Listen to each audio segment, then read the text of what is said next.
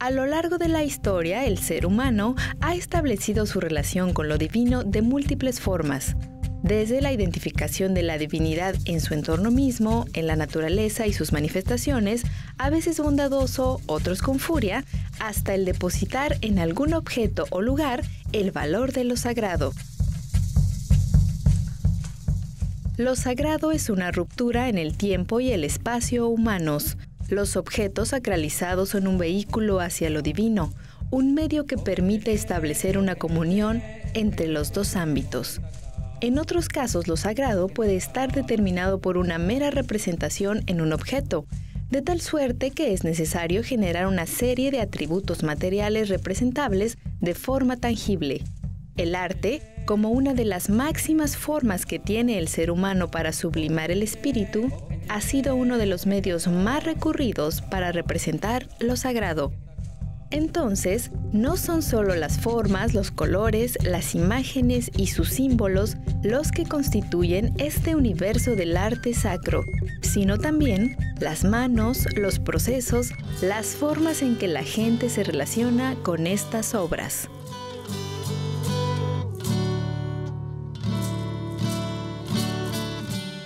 Hoy, en Espiral del Arte, revisaremos este universo maravilloso del arte sacro en el estado de Chiapas, abordando el fascinante arte de la fabricación de imágenes religiosas.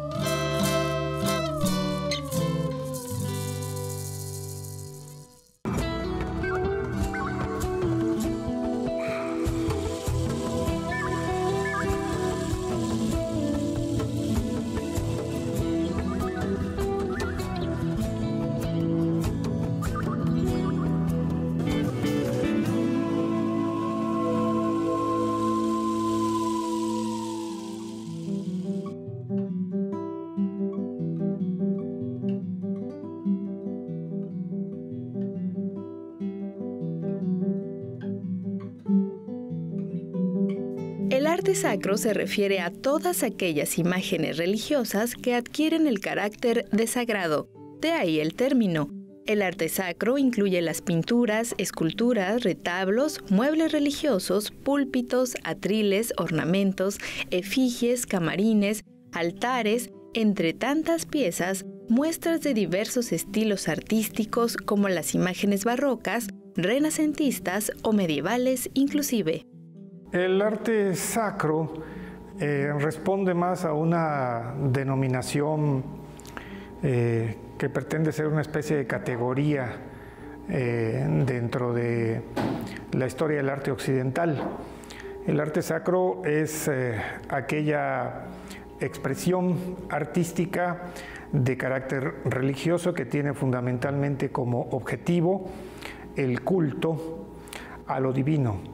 Y el culto en el contexto de la tradición judeocristiana, específicamente de la Iglesia católica, pues es el culto a la divinidad, a Dios, a Jesucristo como una de las personas que integran la Santísima Trinidad, a la Virgen María, a los ángeles, a los santos y a las distintas, digamos, advocaciones y percepciones que de lo sagrado podamos tener en dicho ámbito doctrinal.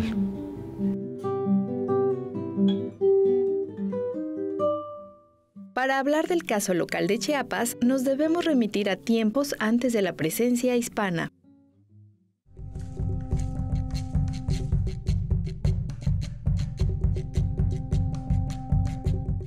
En el México prehispánico, específicamente en Mesoamérica, la religión o religiosidad de los pueblos se venía configurando desde el preclásico tardío y conforme pasaron los siglos la religión mesoamericana fue más compleja.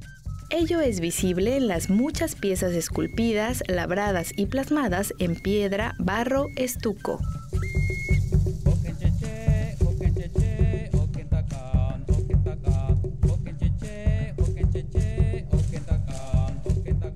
Los mismos españoles y frailes se asombraron de lo religiosos que eran los pueblos originarios, y más aún, la cantidad de piezas plasmadas en templos, palacios, estelas, dinteles, jambas, tronos, literalmente en todo tipo de edificios públicos y casa de la élite, además de la complejidad del panteón mesoamericano.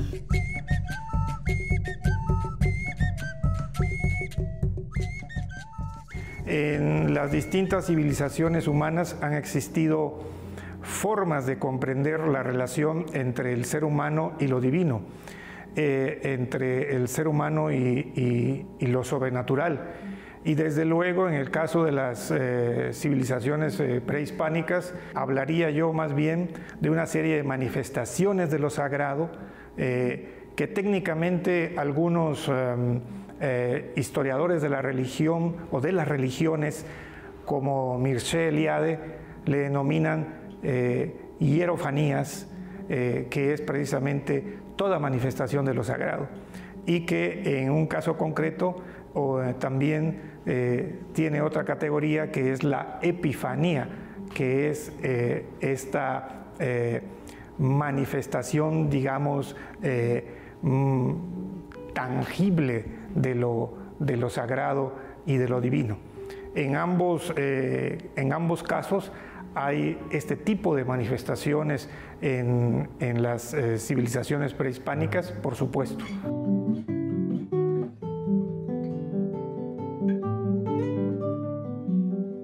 Fueron los frailes de las diversas órdenes mendicantes los que aprovecharon bien esa religiosidad del pueblo. Primeramente, en la construcción de los templos y conventos, los indígenas pudieron plasmar elementos y símbolos de su pasado prehispánico. Decoraron columnas, portales, cornisas, frisos, bóvedas y muchos espacios donde mezclaban los nuevos elementos cristianos con su imaginario cultural.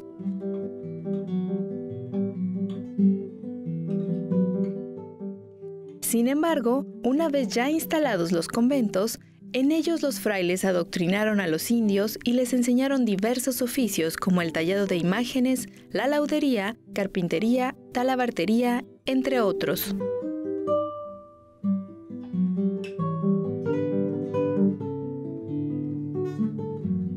Muy pronto los indígenas recrearon esa vieja tradición de tallar y esculpir a sus dioses antiguos por el tallado de imágenes cristianas.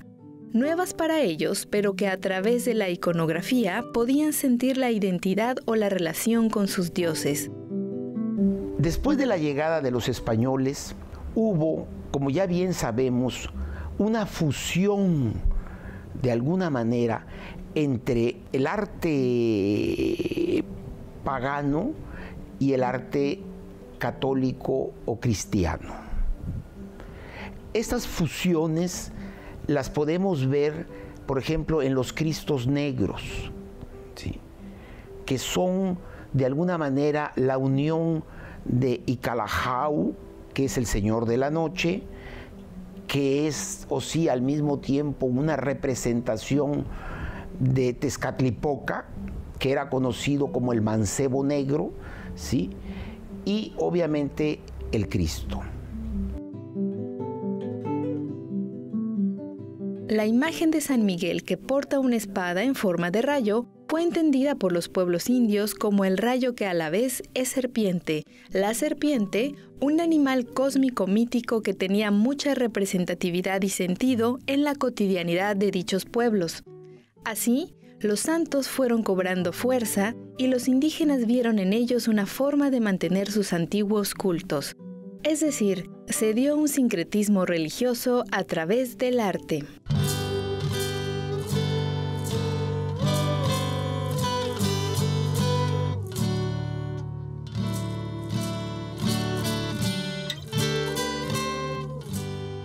En el siglo XVI se le da prioridad e importancia al uso de las imágenes religiosas como parte de ese proceso de conversión cristiana, así como verlas como objetos de inspiración de los buenos valores.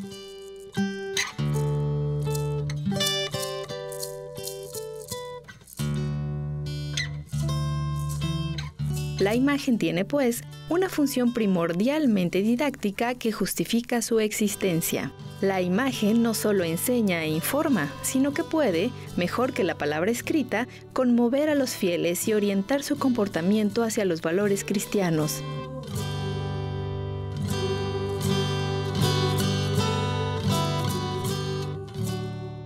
Hay una marcada necesidad de, a través de lo visual, tratar de evangelizar y tratar de establecer una especie de didáctica de la fe, una especie de didáctica de lo sagrado y de la verdad religiosa. Y esa didáctica es mostrada en términos estrictamente visuales. En los retablos, en el caso de los templos en sus distintas épocas en la colonia, en Chiapas, los retablos están marcados fundamentalmente por la pasión de Cristo, pero también está marcado en ese sentido la necesidad de presentar a quienes acompañan al Salvador, y lo acompañan desde luego su madre, que es un elemento fundamental e ineludible dentro de la evangelización, que es María, y las advocaciones que se irán siendo representadas subsecuentemente. Los arcángeles, fundamentalmente el arcángel San Miguel, porque es la visión militarista del guerrero que está con Dios, de que resguarda la palabra de Dios y que de alguna otra manera establece ese mensaje necesario también para condicionar de alguna manera estos referentes marcados por el poder y por la fuerza de lo celestial. Y también vamos a hallar algunas esculturas de los padres de la Iglesia, fundamentalmente San Agustín, sobre todo en la región Soque, aunque después ya tendremos, con la presencia de algunas de las órdenes iniciales que llegan a los altos, dominicos, franciscanos y agustinos, cada uno de ellos establecerán patrones de conducta, y dentro de esos patrones de conducta se establecerán también a quienes serán los prototipos en términos de santos, o prototipos también en términos de la advocación mariana, o los prototipos en términos de las representaciones de Cristo, que habrá de seguirse en términos visuales dentro de su evangelización. Las primeras imágenes religiosas, muestra del arte sacro, fueron traídas de España, directamente de los centros religiosos de las distintas órdenes que evangelizaron estas tierras.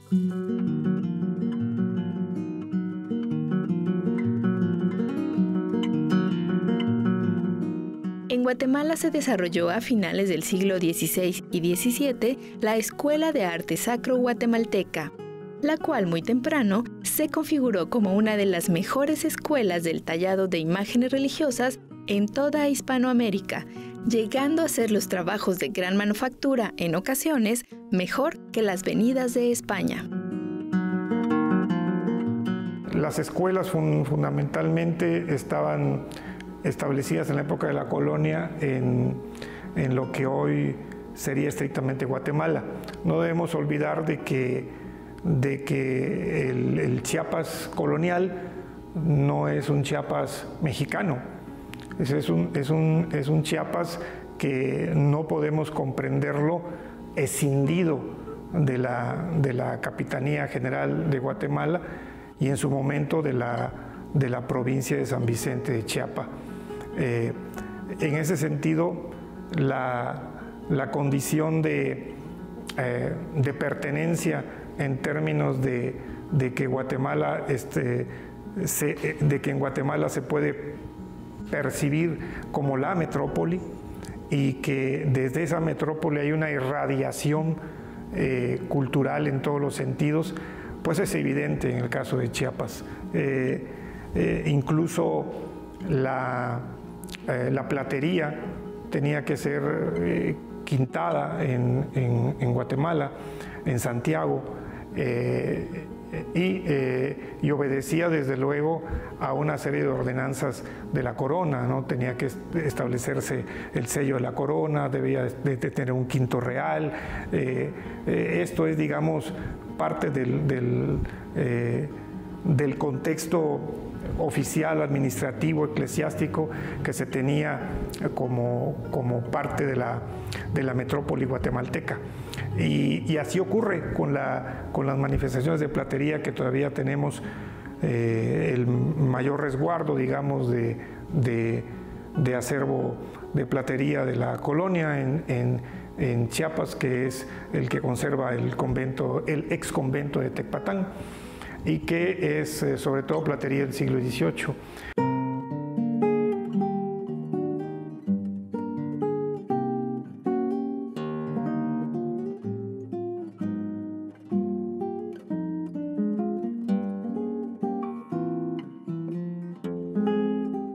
En cuanto a la producción de arte sacro, nosotros tenemos el referente obligado de San Cristóbal de las Casas. Pero hay que hacer hincapié en que todo el arte sacro, o cuando menos el arte más bello que tiene San Cristóbal, se viene de la imaginería de la escuela guatemalteca. ¿Sí? Tenemos registros que los maestros guatemaltecos venían a San Cristóbal a hacer reproducciones de imágenes, de retablos, ¿sí? O se mandaban a hacer a Guatemala.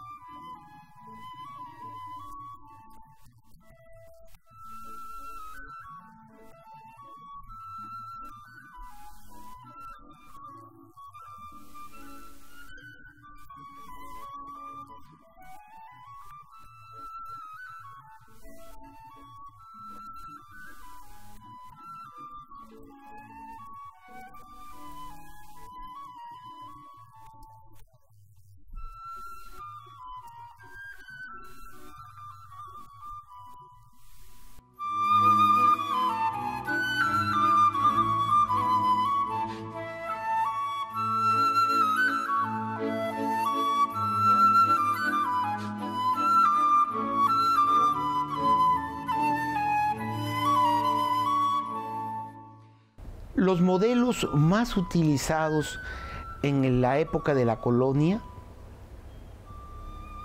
encontramos que son los Cristos flagelados que podemos ver en cada iglesia en San Cristóbal de las Casas. Yo me imagino, después de leer las cartas de Chapultenango, donde son verdaderamente descarnadas acerca del sufrimiento que los españoles le propiciaban a los indígenas, que ese fue el motivo, ¿sí?, por el cual estos Cristos flagelados fueron muy utilizados.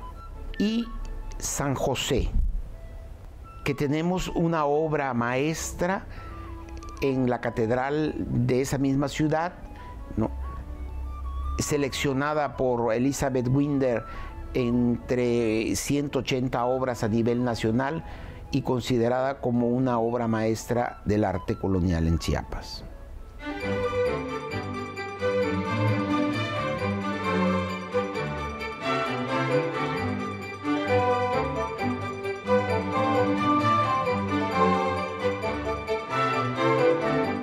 Elaboración de una pieza sacra intervenían varias personas, por lo que era complicado adjudicarle a alguien la autoría total de dicha pieza. Así, Para una escultura de madera intervenían hasta 5 personas: el tallador o escultor, el ensamblador, el encarnador, el estofador y el que hacía los acabados. La escuela de la imaginería guatemalteca, sí, estaba dividida en gremios. Sí. Cada gremio contaba con un maestro, oficiales y aprendices. Y nos dice Berlín que solo se hacían contratos con los aprendices por 7 años, en el cual el maestro le proporcionaba al aprendiz comida, vestido, a cambio de su servicio. Y que solamente se hacían contratos con los oficiales cuando estos iban a salir fuera de la ciudad de Guatemala, ¿sí?, en la cual le garantizara su paga por el determinado tiempo que ellos iban a estar fuera de su residencia. En la elaboración de un retablo entraba un gremio, pero a veces también participaban gentes de otros gremios y por esa razón es difícil identificar que tal retablo fue de fulano de tal, porque en la elaboración de un retablo participaban muchas personas. Por ejemplo, teníamos al pintor, al escultor, al dorador, al estofador, al ensamblador, y nos dice Berlín que había uno muy especial que era el encarnador, que su trabajo consistía en pintar de color carne las manos, el rostro, que habían dejado limpio, y que dice que lo iba haciendo con una vejiga de puerco, en el cual iba batiendo, iba puliendo las manos o el rostro hasta alcanzar el color de la carne. Y de ahí precisamente su nombre, encarnador.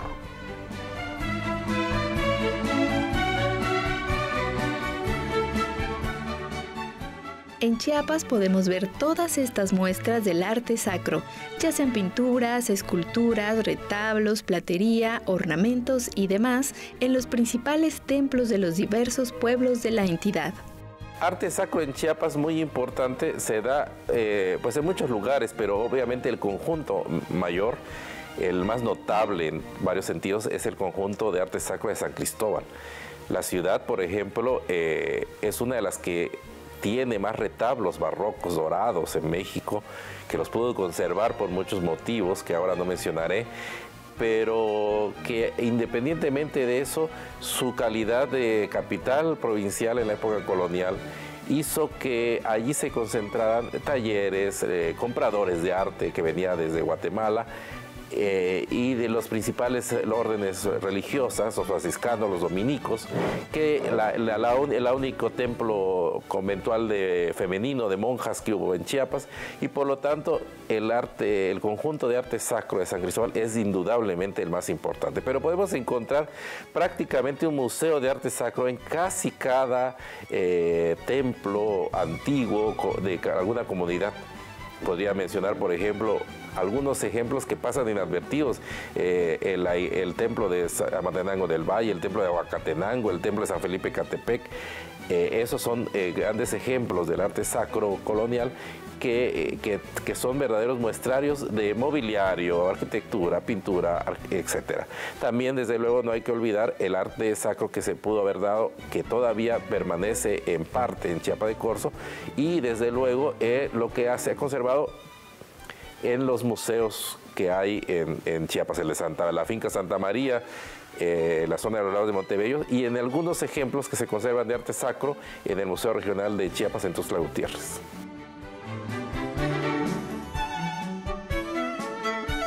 Son innumerables las imágenes religiosas que constituyen el grandioso arte sacro de Chiapas. Estas esculturas son animadas en el momento que cobran un valor simbólico para la gente.